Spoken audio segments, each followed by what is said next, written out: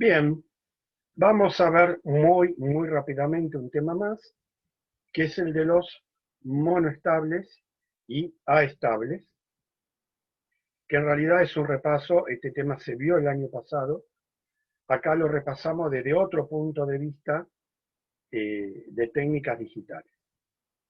Recuerden que un monoestable es un circuito que es estable en una sola posición, por ejemplo en cero. Si yo lo disparo y se manda 1, después de un tiempo automáticamente vuelve a 0. El aestable o oscilador es el que está permanentemente cambiando de uno a otro. Bien, un posible circuito que yo puedo utilizar como monoestable es este. Tengo una compuerta NOR, vino un pulso. ¿Está bien? Vino un pulso. Con un pulso a la entrada, la salida se va a 0. ¿De acuerdo? La salida va a 0. Si la salida acá va a 0, la salida va a 1. La del negador va a 1. Y este 1 se realimenta, entonces aunque desaparezca este impulso, sigue entrando un 1, que acá hace un 0, que acá se hace un 1 y vuelve a entrar. ¿De acuerdo? Es algún tipo de flip-flop que permite memorizar la salida. Entonces, cuando yo mando en el flanco de subida T1, comienza a correr mi tiempo. Bien, siempre que necesitemos que algo sea más lento, que lleve un tiempo, una de las formas más simples es resistencia y capacitor. Es así. A ver, si necesitamos medir tiempos adentro de un circuito, por ahí usamos divisor de frecuencias o un contador que cuente, por ejemplo, 15 pulsos de clock. ¿Está bien? Estos son monoestables que en realidad van a tardar mucho más tiempo. ¿De acuerdo? O sea, por ello necesito medio segundo, 2 segundos. Son como tiempos relativamente mucho más grandes. Entonces, si esto se va a 0, el capacitor está descargado, acá está en 0, ¿está bien? La salida en 1. En algún momento el capacitor se va a cargar a través de la resistencia. En algún momento el voltaje va a ser tal que en vez de 0 va a ser un 1. Ahí la salida pasa a 0, ese 0 acá con el 0 de entrada pasa esto a 1 y ahí el capacitor se descarga y la salida me queda permanentemente en 0. Entonces, entre el tiempo 1 y tiempo 2, ese tiempo total es el tiempo que va a tardar el capacitor en llegar a un nivel tal que este negador detecta la entrada que el voltaje ya pasó de 0 a 1. ¿De acuerdo? Bien, exactamente lo mismo se puede hacer con el 555. Acá claramente el tiempo va a depender de R y C. Una R más grande, una C más grande nos da un tiempo más grande. Bien, en los símbolos son estos. ¿Está? Este es el símbolo de un monoestable. A la entrada siempre está fuera del integrado la resistencia y el capacitor. A través de un disparo activo, el monoestable cambia su salida y automáticamente vuelve a cambiar. Bien, hay dos clases de monoestables respecto del disparo. Los que no se pueden redisparar y los que sí se pueden redisparar. Miren, yo disparo, esto tarda un tiempo y se apaga. Vuelvo a disparar, tarda un tiempo y se apaga. Ahora imagínense que los pulsos son más cortitos. Mientras está todavía la salida en 1, le mando un segundo pulso. El no redisparable lo ignora este pulso. Es como si no existiera. Y sigue contando el tiempo desde el original. O sea, el tiempo total se va a mantener. ¿De acuerdo? Ese es el no redisparable. El redisparable es el que tiene en cuenta ese pulso y entonces el tiempo lo entra a contar a partir de acá. O sea, la salida está en 1, pero es como si pusiera el contador en 0 y a partir de ahí va el tiempo. ¿De acuerdo? Entonces, el tiempo total es más largo, es más largo. El TW va a ser respecto del último disparo que reciba la entrada y no del primero que lo activa. Eso es no redisparable y redisparable. ¿De acuerdo? Acá ven, acá si los pulsos son muy lejanos, no hay problema. Acá, este segundo disparo me da el tiempo, a partir de ahí me da el tiempo, o sea que el tiempo total en que está en 1 es mayor. Bien, se pueden hacer otro tipo de circuitos, se venden integrados. En realidad a uno que sea, le agrego esto delante y lo hago no redisparable. Bien, para mí es suficiente este tema. Acá aparece algo muy interesante, que es ese símbolo. Este símbolo se usa mucho en técnicas digitales y es símbolo de Trigger Smith.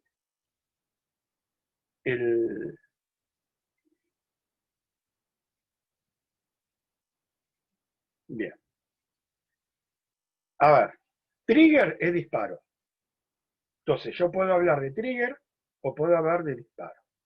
Smith es una persona, ¿está bien? Es el apellido de una persona que justamente empezó a estudiar todo esto. Entonces, a veces se lo dice Trigger Smith, como si fuera disparo tipo Smith, o Smith Trigger. En inglés vieron que siempre todo se da vuelta.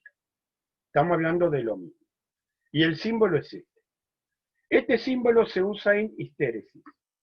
Histéresis no es un tema de técnicas digitales, es un tema que se produce, por ejemplo, en transformadores, en bobinas, en circuitos donde si yo aumento el voltaje y aumenta la corriente y después disminuyo el voltaje, no hace exactamente el mismo recorrido, hace un recorrido distinto.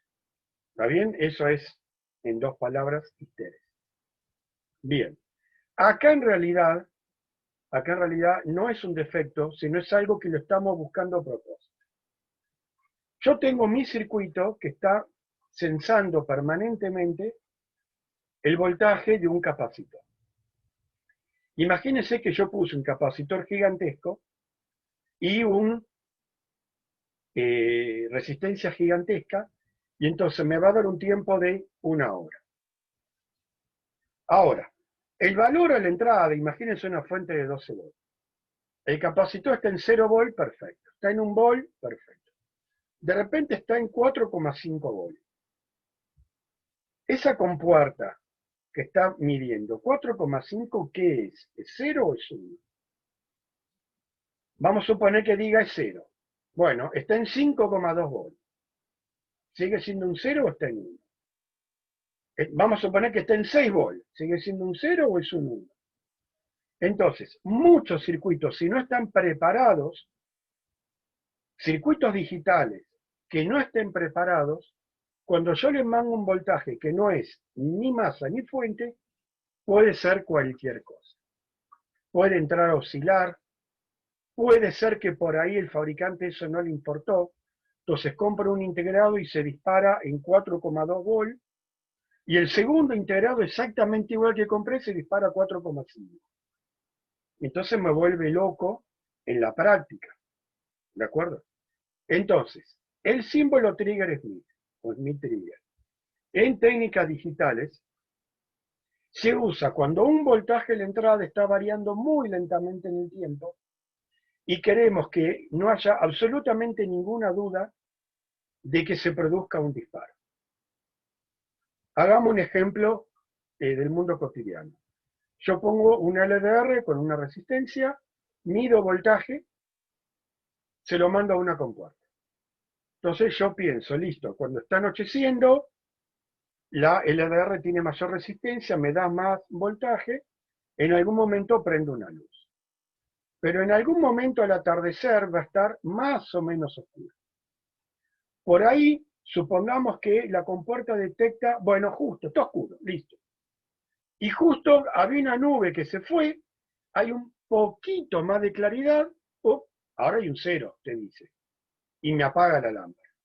Y por ahí pasa otra nube, me prende la lámpara. Y así media hora hasta que se digne anochecer encima. Eso hay que evitarlo, realmente hay que evitarlo. Entonces se evita con el trigger Smith, ¿de acuerdo? Piensen en que el trigger Smith, normalmente cuando el voltaje va subiendo, vamos a suponer, se dispara en 8 volts. 8 exactos, 8,00, ahí se dispara.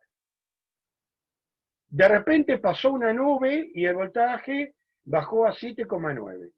Ya no importa, porque ahora, para volver a activar el mismo trigger Smith, el voltaje de descenso es otro. Por ahí en vez de 8 volts es 4. Entonces, cuando está anocheciendo, tiene que hacer suficiente sombra para que llegue a 8. Y cuando está amaneciendo, suficiente luz para que el voltaje sea menor a 4. ¿Está bien? Y es imposible que una nube me haga variar el voltaje entre 4 y 8 volts.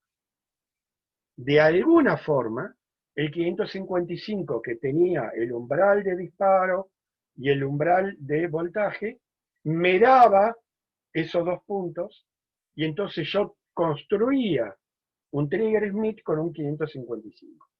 Como un ejemplo. Yo puedo, adentro de un integrado, hacer un circuito trigger Smith y en el datasheet me va a decir, esta entrada que es digital, en realidad es una entrada trigger Smith.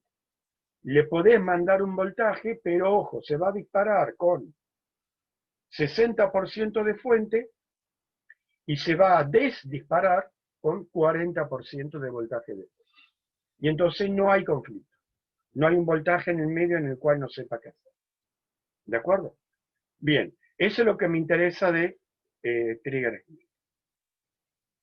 Acá hay un ejemplo de monoestable redisparable. Los cálculos de los tiempos, también siempre son fórmulas, donde ven que estamos utilizando R y C.